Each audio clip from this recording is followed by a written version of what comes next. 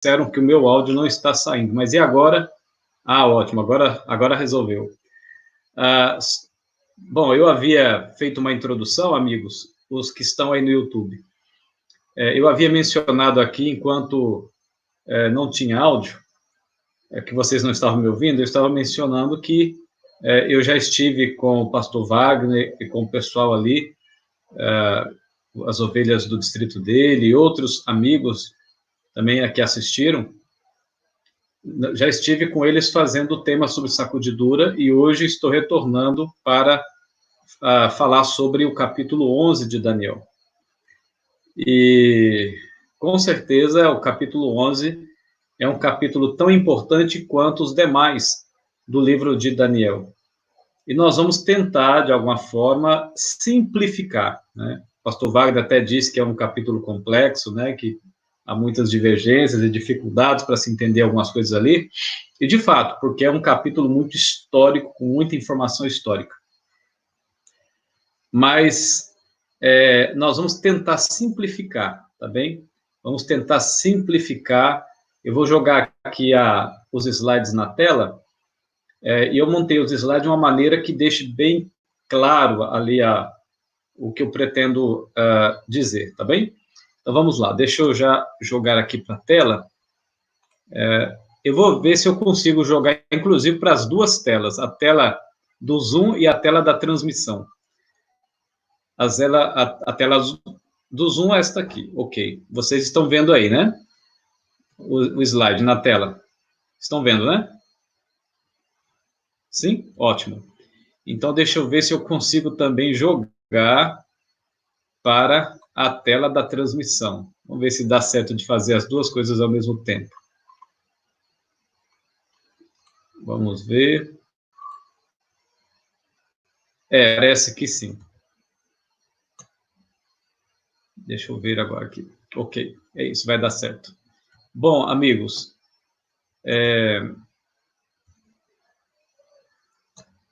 ok, tá aí.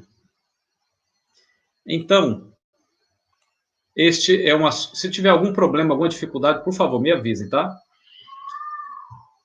Então, nós vamos falar sobre Daniel capítulo 11. Pastor Wagner, caso tenha algum problema, aí você fala pelo áudio, tá bem? Por favor, porque eu vou ocultar sua tela aqui, eu não vou vê-lo aqui na tela. Então, qualquer coisa, você dá um sinal aí por áudio. Obrigado. Os amigos que estão assistindo na internet, qualquer coisa, vocês também escrevam alguma coisa aí para a gente, caso precise resolver alguma coisa, tá? Então, Daniel, capítulo 11 e os últimos eventos. Bom, amigos, a princípio, o capítulo 11, logo no início, no verso 1 e verso 2, fala sobre 3 reis que se levantariam. 3 reis que se levantariam. Eu não vou pontuar todos os versos do capítulo 11 devido ao nosso tempo, mas eu vou fazer uma linha do tempo aqui, desde o verso 2 em diante, de maneira que fique claro o tema geral do capítulo 11 do livro de Daniel, ok? Bom, uma vez que esta visão foi dada ao profeta Daniel, logo ali no 3º ano de Ciro, a referência é, sem dúvida, aos 3 reis que sucederam Ciro no trono da Pérsia. E quais foram esses reis? Cambises, que reinou ali de 530 a 522, o falso Esmerdes, também conhecido como Gálmata, cujo nome babilônico era Bardia, e também ele era também conhecido como usurpador, e Dario I, que esteve ali do ano 522 a 486. Então, a referência é, sem dúvida, a esses 3, porque sucederam Ciro no trono da Pérsia. Logo no princípio também, logo no início, é mencionado um 4º rei, que seria acumulado de riquezas. Comentaristas, de modo geral, eles concordam que o contexto aponta para Xerxes como quarto rei, mas diferem quanto à enumeração dos vários reis referidos neste versículo, o que é comum, obviamente, devido ao contexto complexo do capítulo, ok? Outra coisa, este quarto rei, ele é acumulado de riquezas, empregaria suas riquezas contra 3 reinos. Por suas riquezas, como diz o verso 2, empregará contra o reino da Grécia toda a força. E então, do ponto de vista histórico, Xerxes, ele atacou, inclusive, o Egito e também a Babilônia. Terceiro, a Grécia. Xerxes organizou um exército com mais de 1 milhão de soldados para destruir a Grécia. E apesar de ter armado contra a Grécia a mais poderosa expedição militar até então constituída, cerca de 1 milhão de soldados, assistiu à destruição de sua frota em Salamina, ali por volta do ano 480, 479 a.C., e o aniquilamento de seu exército em Plateia. Esse é o fundo histórico e que, de certa forma, se aproxima da harmonização da descrição do capítulo 11 de Daniel, verso 2. Agora, amigos, o que eu estou trazendo para vocês e que vou continuar trazendo a respeito do capítulo 11 é baseado mais naquilo que é mais comum nas interpretações feitas por teólogos adventistas, mais comum. Inclusive, se você depois tiver interesse em ver mais detalhes, especialmente do contexto histórico, você pode, por exemplo, ler o Comentário Bíblico Adventista, que traz algumas notas bem interessantes, especialmente do ponto histórico do capítulo, especialmente. Então, você vai encontrar mais detalhes. Eu vou passar apenas mais pelo geral, tá bem? Depois você também pode adquirir outras literaturas adventistas do livro de Daniel e que vão explanar, vão pormenorizar cada acontecimento em cada verso do capítulo 11, ok? Bom, no verso 3, fala de um rei poderoso que se levantou. Um rei poderoso que se levantou. A palavra ali, Meleque, do hebraico, traz a ideia de um rei valente, guerreiro. Uma clara referência, segundo os estudiosos, uma clara referência a Alexandre, o Grande. Então, um rei poderoso que se levantou foi Alexandre o Grande, com 25 anos de idade. E ele reinou ali de 336 a 323. O seu domínio se estendeu da Macedônia e Grécia até o noroeste da Índia, do Egito ao Jaxartos e ao oriente do Mar Cáspio. Bom, eu não preciso entrar muito em detalhes a respeito, porque você conhece bem, imagino que você conheça bem o histórico das grandes conquistas de Alexandre, apenas pelo contexto histórico aprendido, assimilado da própria profecia, por exemplo, do capítulo 8 de Daniel. Então, ele construiu praticamente ali naquele período o maior império que o mundo conheceu, naquele período. Alexandre morreu aos 32 anos. Alguns afirmam que tenha sido de febre do pântano ou malária. E outros acreditam que a morte dele, a causa realmente verdadeira, talvez não seja tão conhecida assim. Então, com a sua morte, o império se dividiu para os seus 4 generais. Quando a gente faz interpretações, por exemplo, das 4 pontas ou 4 cabeças ali de Daniel, capítulo 8, muitas das vezes nós fizemos traduções equivocadas, como se referindo a pessoas, mas, na verdade, não a referência ali de cabeças ou chifres de Daniel 8 não está retratando pessoas. O contexto hermenêutico nos alude à ideia de dinastia, casa dinástica, ok? Tanto o chifre grande representa ali, nesse caso, a dinastia grega-macedônica de Alexandre, quanto os chifres ou o que está em torno, o que está interagindo, orbitando em torno desse significado ou desse contexto profético, também se refere a casas dinásticas, e não especificamente a pessoas. Então, nós temos aqui as divisões, muito conhecidas, não é?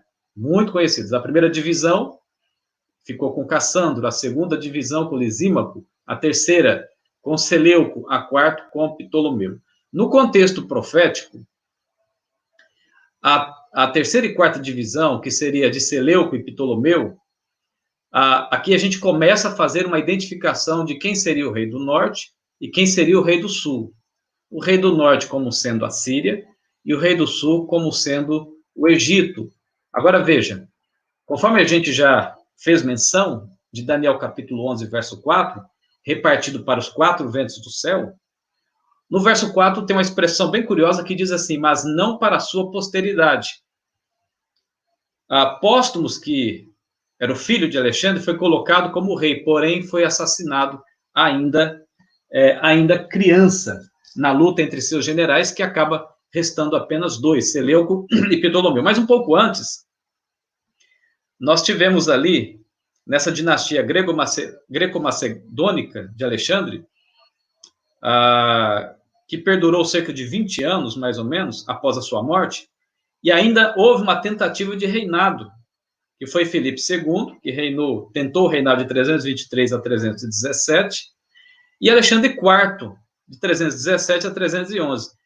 Não havendo sucesso da dinastia, o governo dinástico permanecer na família de Alexandre, então, por esse motivo, em 301, é que o reino vai se dividir entre as 4 casas dinásticas ali na Grécia, ok? Não, a Grécia deixa de ser um reino unido para se tornar um reino agora dividido. Em Daniel capítulo 11, versos 5 e 6, vai falar ali agora sobre o rei do sul e o rei do norte. Deste verso 5, deste versículo em diante, e em grande parte do capítulo, a profecia foca os 2 reinos que surgiram do império de Alexandre, com os quais os judeus, como povo de Deus, eles tiveram uma relação muito próxima, muito a ver. Esses reinos, eles foram a Síria, governada pelos Seleucidas, e o Egito, comandado pelos Ptolomeus, como eu já mencionei.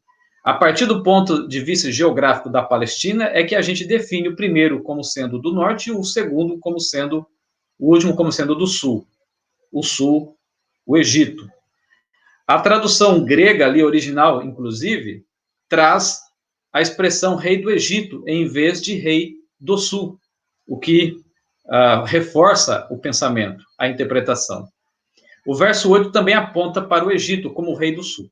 Bom, pode-se demonstrar uma designação similar a partir de fontes históricas. Uma das inscrições mais conhecidas do sul da Arábia, por exemplo, se refere a uma guerra entre a Pérsia e o Egito, e chama os respectivos reis de Senhor do Norte e Senhor do Sul, o que corrobora com a interpretação, com a ideia. No momento da história a qual se refere esse versículo, o rei do Egito era Ptolomeu I, também conhecido como Ptolomeu Lago, e um dos melhores generais, inclusive, de Alexandre, segundo alguns relatos, e que estabeleceu a monarquia helenística que mais perdurou. Então, o rei do sul seria um reino forte, e o rei do norte e sul se aliariam. Seria o contexto profético, puxando agora um contexto também histórico. O rei Antíoco II do norte se casou com Berenice, filha de Ptolomeu do sul, concretizando desta maneira uma aliança, conforme o próprio texto traz como ideia, como acontecimento. Mas só que o texto também diz que não prevalecerá, mas não prevalecerá. Então, Ptolomeu do sul morre e Antíoco II do norte repudia Berenice, segundo o relato histórico, unindo-se a Laodiceia, a sua primeira esposa. Depois, Laodiceia mata Antíoco Berenice e seu filho. Assim, Ptolomeu III se levanta para vingar-se, levantando contínuas guerras entre eles. Rei do Sul luta, então, para impedir o progresso do Norte. Bom, eu vou agora para o verso 16. O verso 16 diz assim: o que, pois, vier contra ele, fará o que bem quiser, e ninguém poderá resistir a ele. Estará na terra gloriosa, e tudo estará em suas mãos.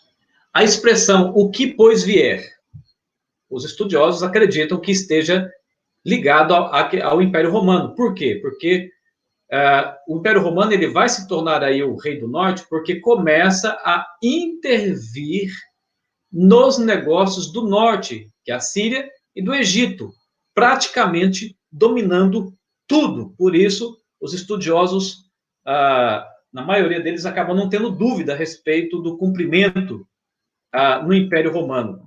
Agora,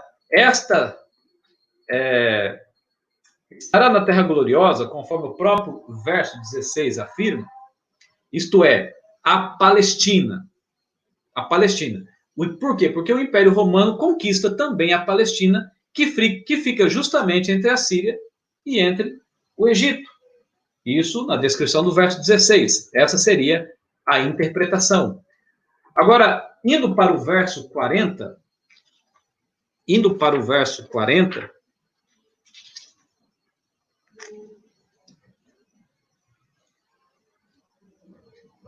no verso 40 diz assim: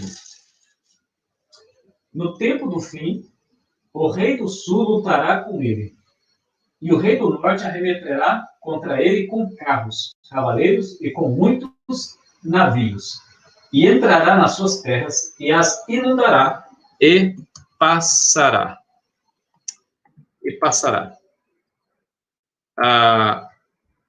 Observe uma coisa.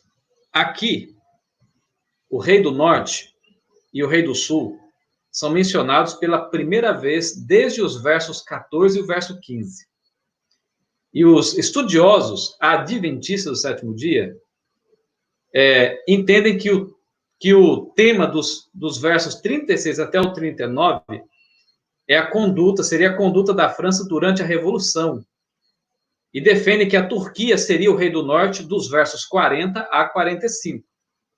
Os que aplicam os versos 36 até ali, por volta do verso 39 ao papado, encontram aqui um quadro profético do clímax de sua carreira. E esta afirmação, quem faz, inclusive, é o Comentário Bíblico Adventista.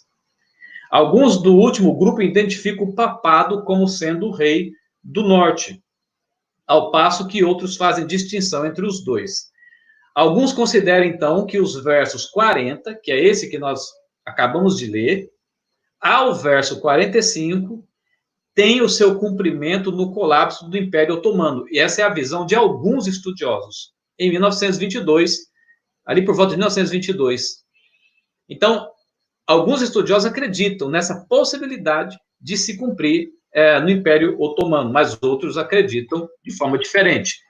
Por exemplo, o rei do norte seria representado por Roma papal, que saiu do Império Romano.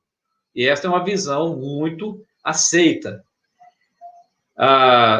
que seria praticamente uma referência também a Daniel 2 e 7, como sendo a ponta pequena. Agora veja, antes de dar sequência, eu quero ler uma nota que você encontra no Comentário Bíblico Adventista, volume 4, na página 967. Eu vou ler essa nota porque ela é muito importante, tá bem? Para estabelecer aqui um critério de bom senso. Então, o verso 45 diz assim: chegará ao seu fim. Deixa eu pegar aqui as partes mais essenciais. Em geral, os adventistas do sétimo dia defendem que o cumprimento do verso 45 ainda está no futuro. As palavras prudentes dita pelo pioneiro adventista Tiago White em 1877, com respeito à cautela na interpretação de profecias, ainda não cumpridas, são um conselho válido ainda hoje. Ou seja, o comentário ele apela para que haja prudência, porque do verso 40 a 45 há algumas divergências, embora alguns dos teólogos mais renomados da igreja acreditem da maneira como eu vou apresentar aqui, por exemplo, tá? Inclusive, estudiosos evangelistas, como Mark Phillip, por exemplo, além de outros estudiosos acadêmicos mesmo, também, alguns acreditam nessa vertente que vou apresentar a respeito do verso 40 a 45. Continuando aqui a leitura, diz assim: ao interpretar profecias não cumpridas, sobre as quais a história não está escrita, o estudioso deve apresentar suas suposições sem exagerado dogmatismo, do contrário, poderá se encontrar extraviado no terreno da fantasia.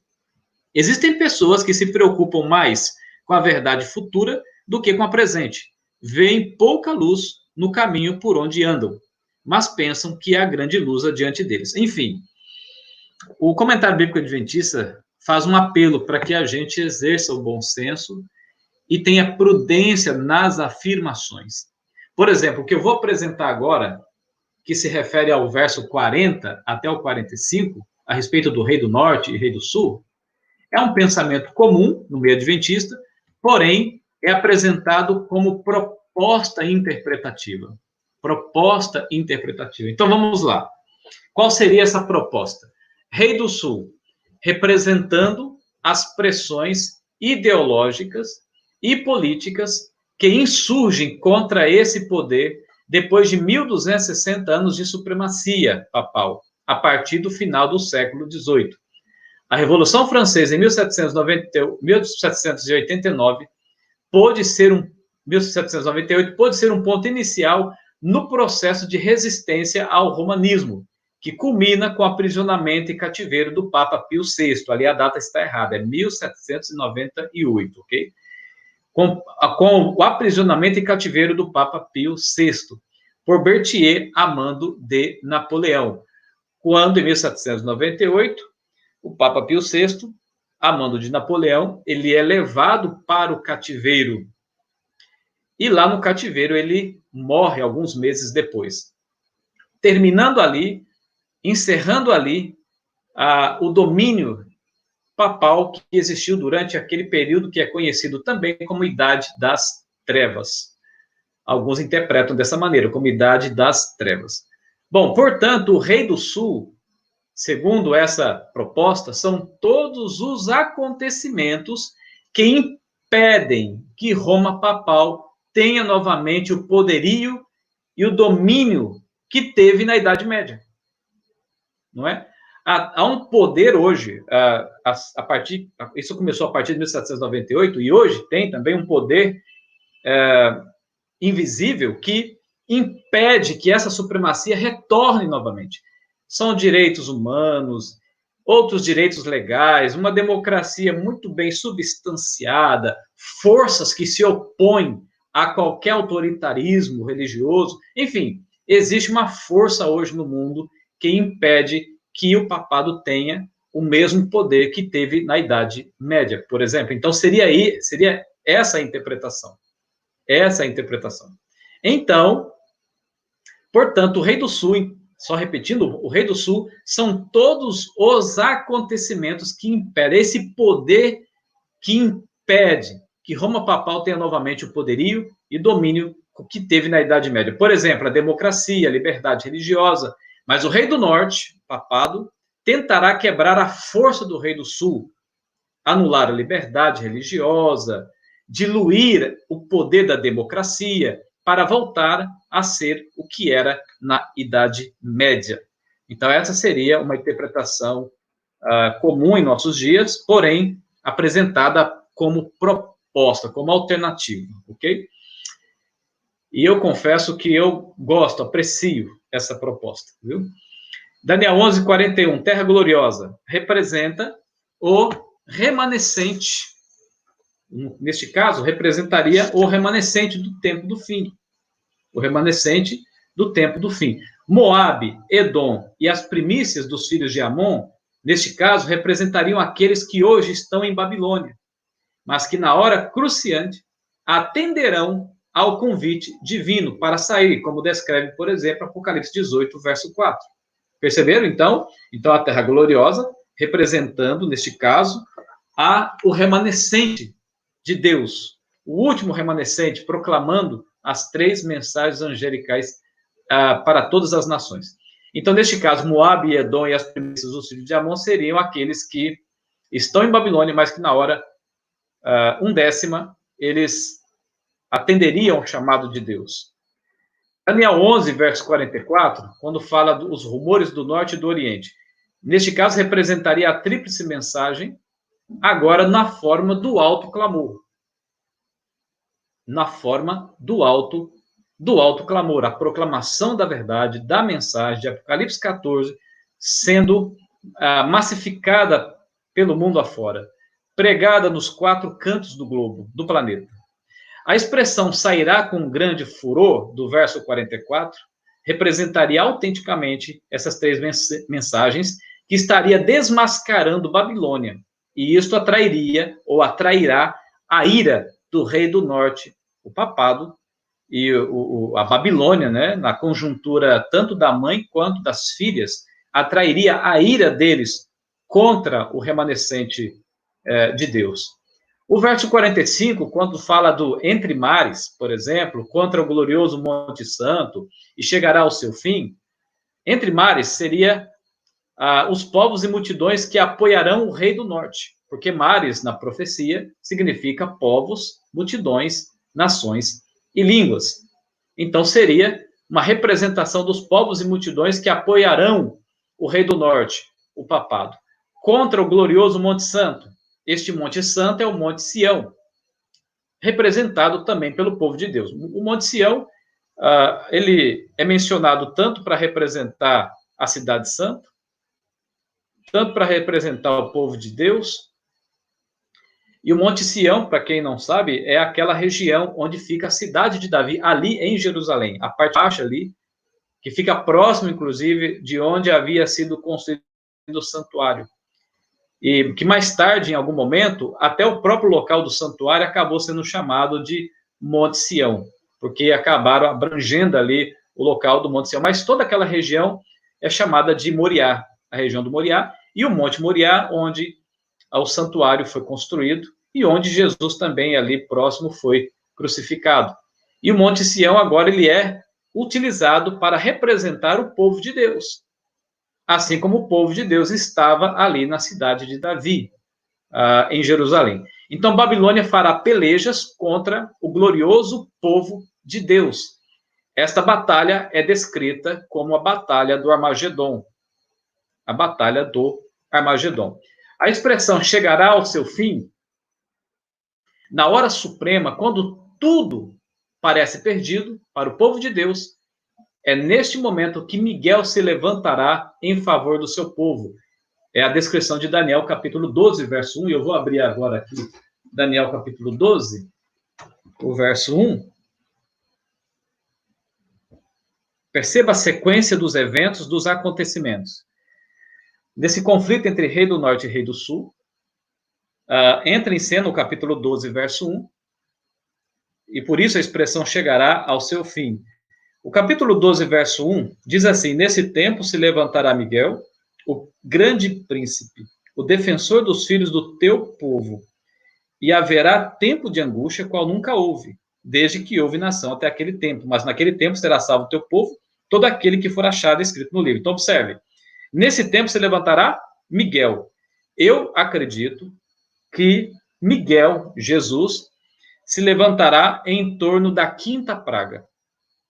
A porta da graça vai ter se fechado, vai ter caído a primeira praga, a segunda praga, possivelmente em torno da 3ª praga, que vai sair o decreto de morte. Depois vem a 4ª praga, e na 5ª praga, quando o povo de Deus estiver para ser eliminado da face da terra, é nesta circunstância, é neste momento que começam os sinais do livramento de Deus. Que sinais são esses? Entre eles, a intervenção de Miguel. É na 5ª praga que acontece, por exemplo, trevas sobre o trono da besta. O trono da besta seria, neste caso, o planeta Terra todo. Então, a Terra toda não terá luz nesta ocasião da 5ª praga. E é nesta ocasião de densas trevas sobre a terra que o povo de Deus é libertado, é livre do morticínio, do assassinato em massa, da eliminação, da destruição do povo de Deus. É neste momento. Deus intervém, o Miguel intervém, a terra fica em densas trevas, cessando a perseguição. É nestas circunstâncias que acontecem outras coisas também. Veja, e é justamente no período de angústia, a chamada angústia de Jacó, qual nunca houve. Mas o povo de Deus será salvo, porque é a intervenção de Miguel. É a intervenção de Cristo em favor do seu povo. Aí o verso 2 diz assim: muitos dos que dormem no pó da terra ressuscitarão, uns para a vida eterna e outros para a vergonha e o horror eterno. Então, observe. É nesta circunstância que começam, então, os sinais do livramento. É na quinta praga, os sinais do livramento do povo de Deus. E esses eventos acontecerão, entre a quinta e a sétima praga acontecerão, como, por exemplo, os 10 mandamentos vão aparecer no céu.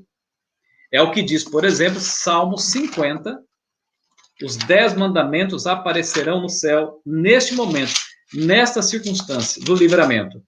Salmo 50, verso 6, afirma assim: os céus anunciará a sua justiça. A sua justiça. Porque é o próprio Deus que julga. Então, os céus anunciam a sua justiça. E qual é a justiça de Deus que o céu vai anunciar? Em Salmo 119, deixa eu abrir aqui, no Salmo 119, o verso 142 e o verso 143, 144 diz assim, veja como há uma ligação interessante de Salmo 50, verso 6, com Salmo 119, verso 142 em diante. A tua justiça é justiça eterna, a tua lei é a própria verdade. Então, a justiça é a lei de Deus, os 10 mandamentos. Olha o verso 143. Sobre mim vieram tribulação e angústia. Olha, não é curioso? Como que essa expressão se harmoniza com Daniel capítulo 12, verso 1 e 2?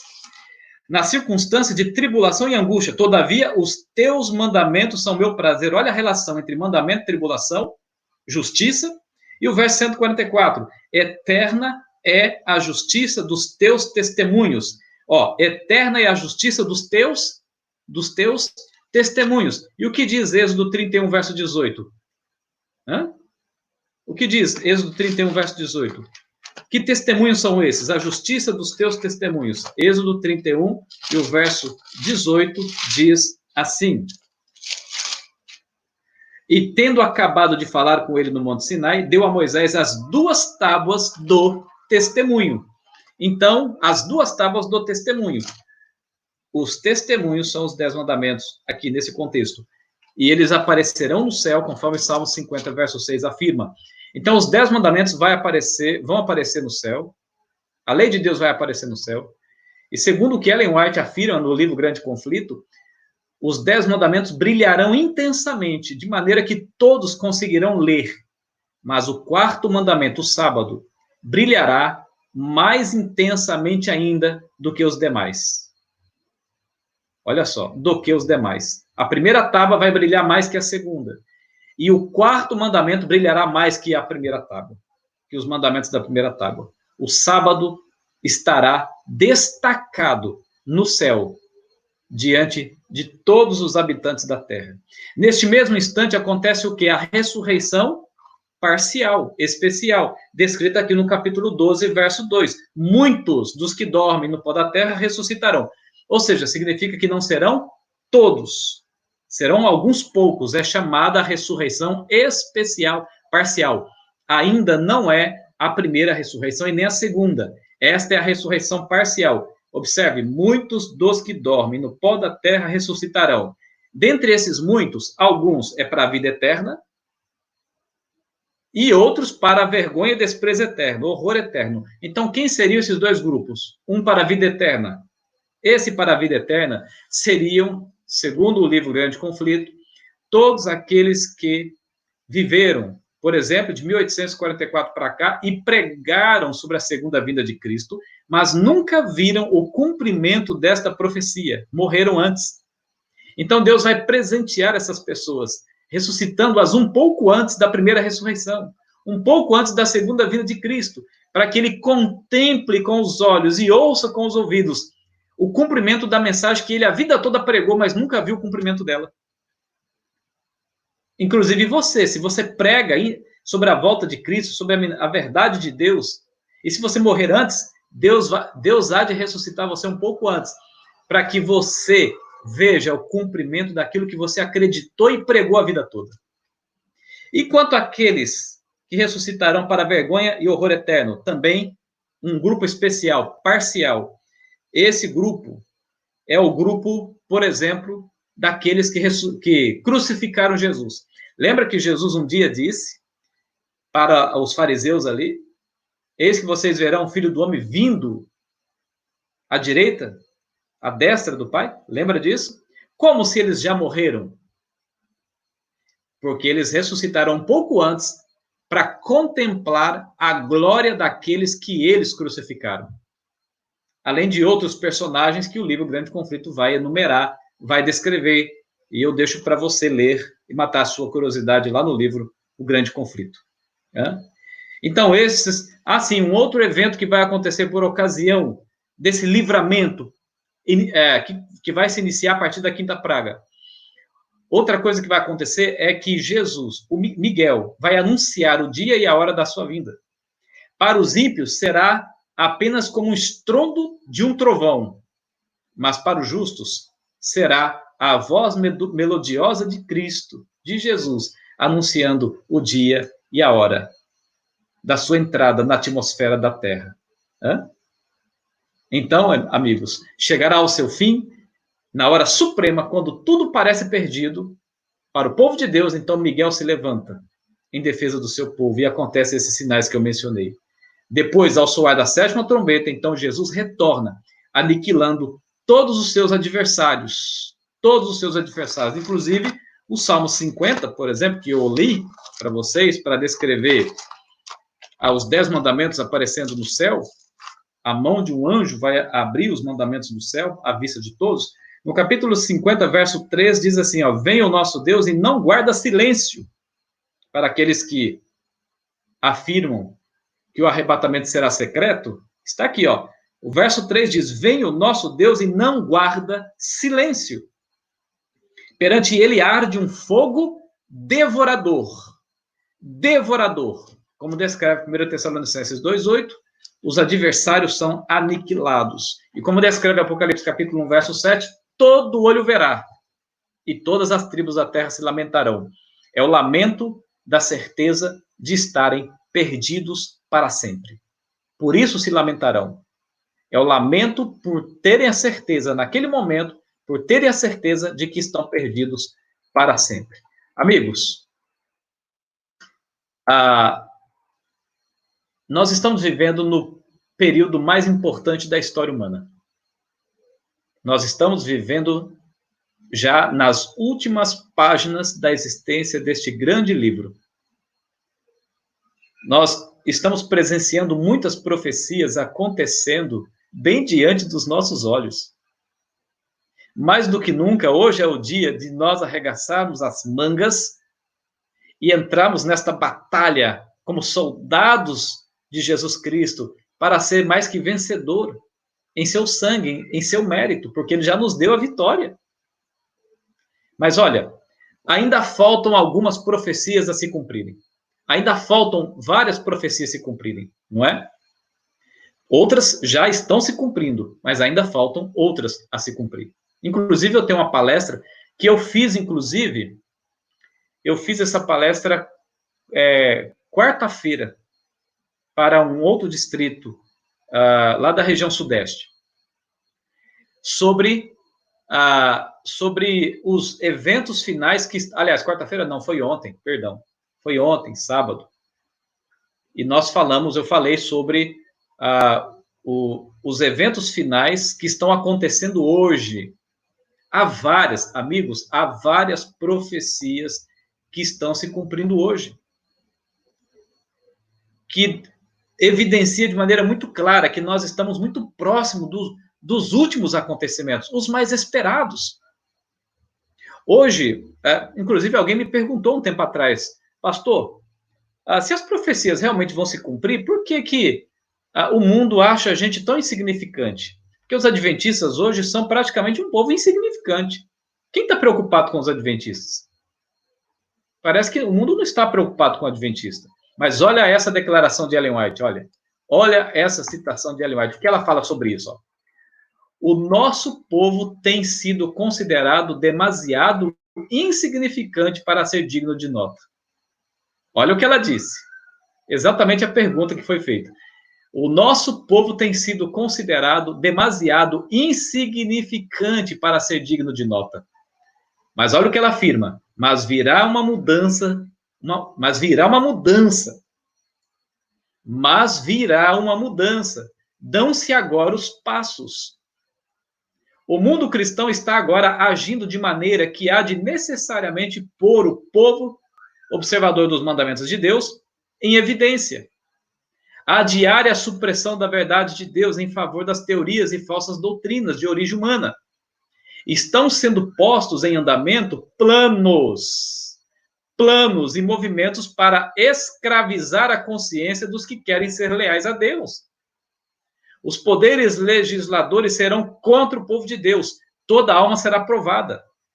Então ela afirma que hoje o povo de Deus é insignificante. Mas ela afirma que esse quadro vai virar dos avessos. As coisas serão diferentes em breve. E o povo de Deus será um povo notório, evidente. Deixará de ser insignificante. E ela afirma que cristãos, o mundo cristão, evangélico, por exemplo, o mundo protestante, o mundo católico romano, aqueles que são contra a lei de Deus da maneira como ela está expressa e escrita na palavra, da maneira como ela saiu do dedo de Deus para as tábuas de pedra. Para as tábuas de pedra. Tábuas de pedra para representar a eternidade. Eternidade. Pastor, como é que a gente sabe disso? Primeiro porque Salmo 111, verso 7 e verso 8 afirma que os preceitos, os mandamentos de Deus foram fundados para sempre. Para sempre. E segundo, do ponto de vista histórico-arqueológico, o povo de Israel havia saído do Egito, não foi? Havia saído do Egito. Por que Deus escreveu os 10 mandamentos em tábuas de pedra? Porque era a linguagem que o povo de Israel assimilaria, entenderia o significado de eternidade da sua lei. Porque os egípcios, tudo que para eles tinha significado eterno, eles registravam em pedras. Eles colocavam nome de deuses em pedra, nomes de faraós em pedra, justamente para eternizar tanto Deus quanto o faraó. Então, quando o povo de Israel viu Moisés descendo com as tábuas de pedra, a lei escrita em tábuas de pedra, por estarem em tábuas de pedra, eles entenderam. Moisés nem precisou explicar. Eles entenderam, porque eles assimilaram a cultura egípcia. Eles entenderam que aquela lei, aqueles 10 mandamentos, de fato são eternos, imutáveis. Então, Ellen White, ela escreveu que o mundo cristão tem feito de tudo para que os adventistas sejam notados, mas notados negativamente. E ela diz que vai chegar um momento na história que tudo isso vai virar dos avessos. Tudo vai virar dos avessos. Bom, amigos, eu vou chegando então nos finalmente.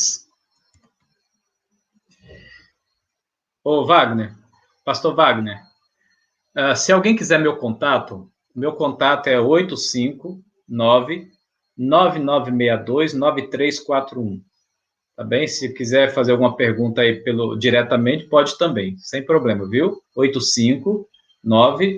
859-9962-9341.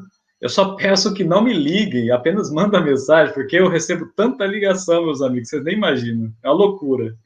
É de coração que eu falo, tá? E outra coisa, aproveitando já que eu estou falando, se inscreva no meu canal, viu? Lá no Instagram também, lá no Instagram e lá no YouTube, tá bom? No YouTube é Gilberto Tais. O Tais é T-H-E-I-S-S.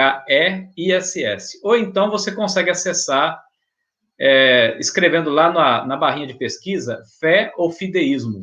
Também cai no meu canal. Ou então meu nome, Gilberto Tais. Aí você se inscreve lá, ativa o sininho e tal. E lá no Instagram também. Só um detalhe no Instagram. No Instagram é Gilberto Tais Oficial.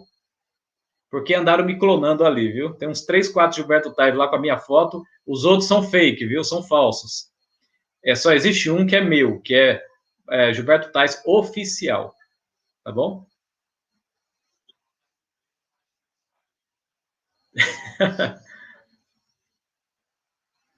Ok, este que se levanta para animar e fortalecer foi o anjo Gabriel. O anjo Gabriel.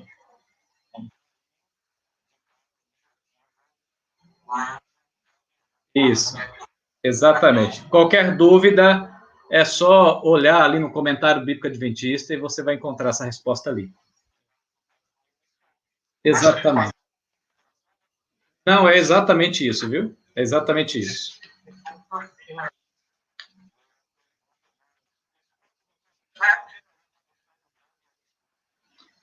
Eu fiz... Sim, sim, eu fiz menção até da palavra hebraica Meleque, que traz a ideia de um rei valente, guerreiro.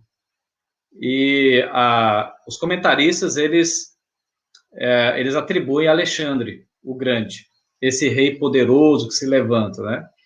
E os quatro generais de Alexandre.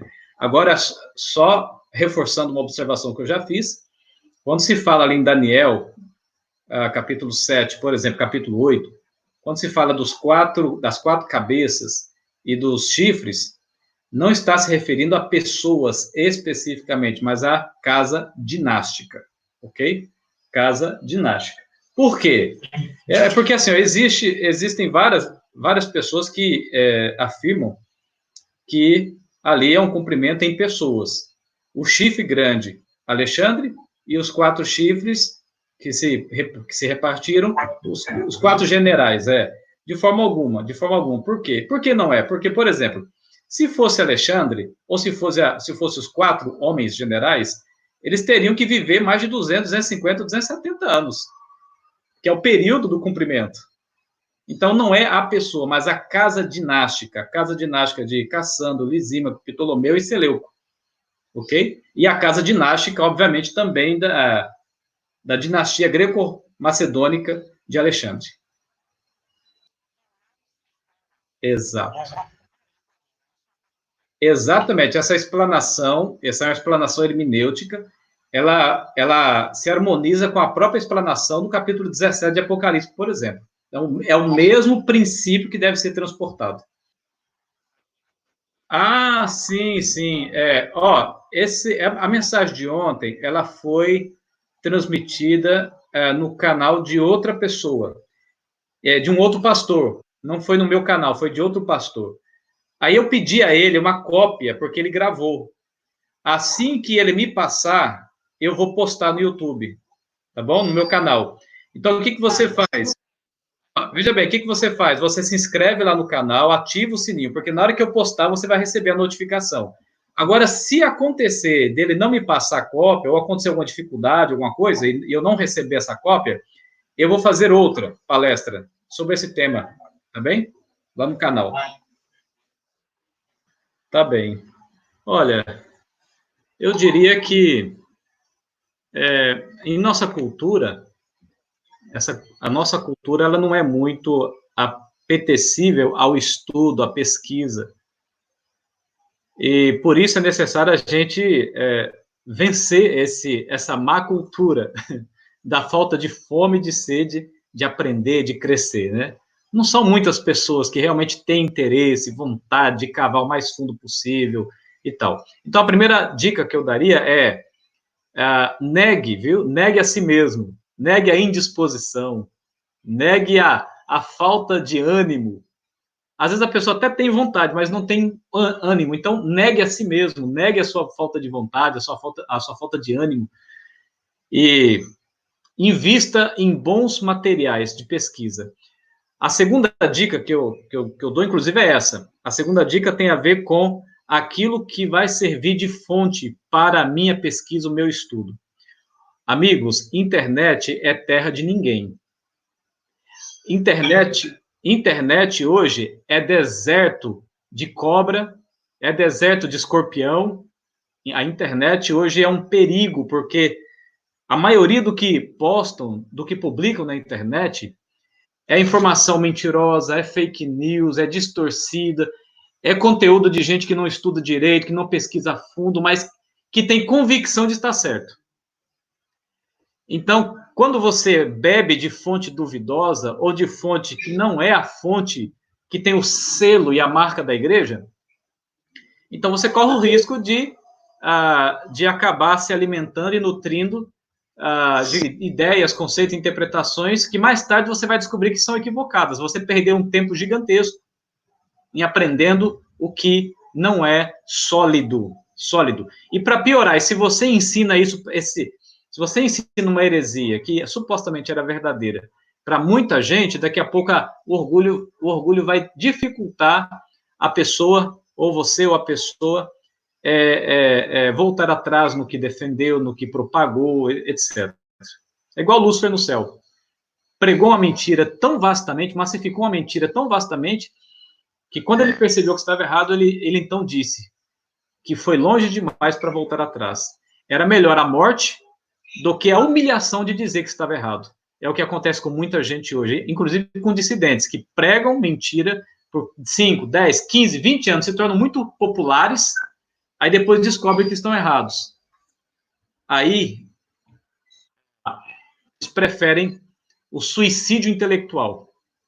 É melhor o suicídio intelectual do que a vergonha, o vexame, a humilhação de pedir perdão, de reconhecer que errou, perante tanta gente que se difundiu aquele tipo de conceito. Então, a segunda dica que eu dou é que você compre material renomado, de qualidade, que tem o selo da igreja, de garantia. O selo de garantia. O selo do Inmetro Adventista.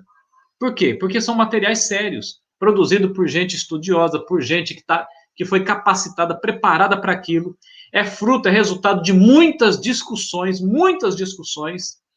A terceira dica que eu dou, amigos, é, acima de tudo, humildade. Humildade. Não tenha vergonha de perguntar para quem leu uma vírgula a mais que você. Não tenha vergonha de perguntar para quem você sabe que estudou mais do que você naquele assunto. Hã? Eu, por exemplo, as pessoas, elas dizem que, até numa live aí disseram assim, olha quanta sabedoria aí atrás. Eu falei, sabedoria dos outros. Tá aqui, ó, sabedoria dos outros. Mas assim, até eu mesmo que pesquiso, que estudo, que eu gosto disso. Eu pergunto, eu especulo outras pessoas, eu converso, dialogo com outras pessoas para ter certeza das coisas. E mesmo tendo certeza, a gente não pode ser tão contundente, sempre expressando bom senso, cuidado e humildade. Tenha a humildade de perguntar, tenha a humildade de consultar, tenha a humildade. Porque se você tiver humildade, você cresce. Se você não tiver humildade, você decresce, na verdade. Na verdade, você decresce. Tá bem? E por fim, eu diria que o conhecimento não é nosso, é de Deus. Pertence a Ele, não é nosso. É de Deus, pertence a Ele. Nós somos apenas o jumento. Eu sou um jumento, tentando ensinar alguma coisa boa, nutritiva espiritualmente para a igreja, para a edificação da igreja. Né? Então, eu espero que aquilo que eu ensino hoje, você ensine amanhã. Porque o propósito, até na teologia, existe o discipulado. A gente ensina para quê? A gente ensina para que você aprenda e ensine outros. Outros. É por isso que, por exemplo, se você quiser, eu passo o PDF do esqueleto do estudo de hoje todinho para você. Todinho. Você vai bater o olho e vai falar assim, nossa, tá simples, bem simplificado. Beleza, entendi. Entendeu? Se você quiser, passo para você, porque o conhecimento é de Deus. E o meu objetivo com isso é que você aprenda e ensine outros também, com humildade, tá bem? E com oração. É isto.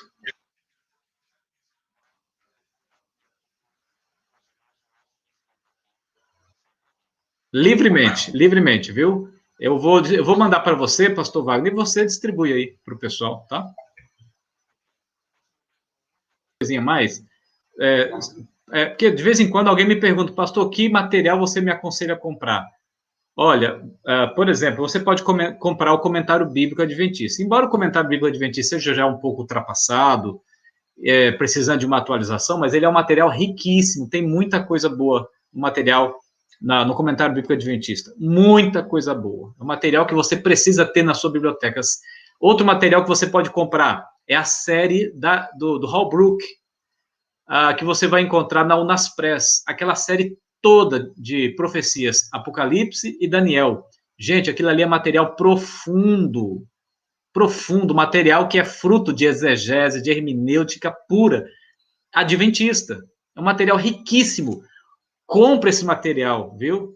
Às vezes a gente gasta dinheiro com tantas besteiras, compra, você estará fazendo um investimento, não é gasto, é investimento. E é material que vai lhe dar suporte seguro para aprender, para conhecer e para ensinar com segurança, tá bem? Então, a série Holbrook. Eu tenho alguns aqui, deixa eu ver se eu consigo mostrar aqui para você.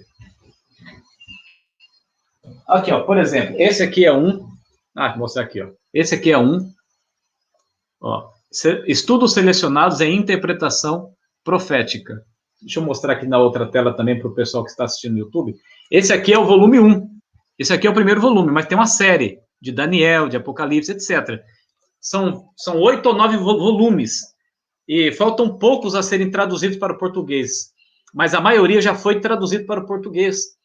E é vendido pela Unaspress. Às vezes, essas centrais de casa publicadora, às vezes eles vendem. Aqui em Fortaleza, por exemplo, eles vendem esses livros da Unaspress. Então, material da Unaspress, da CPB, compre sem dó. Material teológico, especialmente esses que tratam de questões de profecias de Apocalipse e Daniel.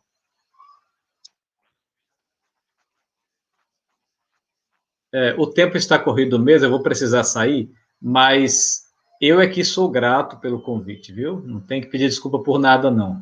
Se não fosse esse meu compromisso, eu com certeza ficaria aqui um bom tempo com vocês. Inclusive aqui eu tenho a fama de ter o tempo simbólico. Quando eu peço 5 minutos, eles dizem, é 5 minutos simbólico, você vai longe. Para então, vamos orar. Querido Deus, obrigado por tua bondade e obrigado por tua misericórdia. Obrigado por nunca ter desistido da gente. Obrigado por não ter virado as costas e ido embora. Obrigado por continuar lutando teimosamente com o nosso coração. Ó Deus querido, nos ajuda, Senhor, a sermos amáveis, humildes. Nos ajuda a sermos misericordiosos. Nos ajuda, Senhor, a sermos perdoadores. Por favor, Pai querido, trabalhe em nosso coração. Faça a reforma necessária que precisa acontecer para a gente aprender a amar como o Senhor tem nos amado. Por favor, Senhor, nos ajuda, por favor. Derrama teu Santo Espírito sobre a nossa vida. Prepara-nos para enfrentar a última crise que virá sobre a terra. Salva também a nossa família, salva os nossos filhos, salva a tua igreja, Senhor, tanto a igreja visível quanto a igreja invisível. É para a tua honra e glória que suplicamos por misericórdia, com perdão dos pecados, das falhas, dos erros. Por favor, Senhor, é em nome do Senhor Jesus Cristo que suplicamos. Amém, amém, amém, amém.